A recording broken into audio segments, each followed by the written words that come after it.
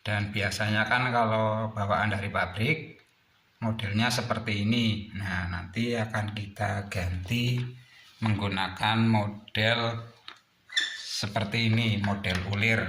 Kenapa saya menggunakan model ulir? Biasanya kalau model seperti ini rawan bocor. Kenapa? Dia itu masuknya kadang di sini masih ada celah, dan bukan dari sini bocornya tapi dari samping sini.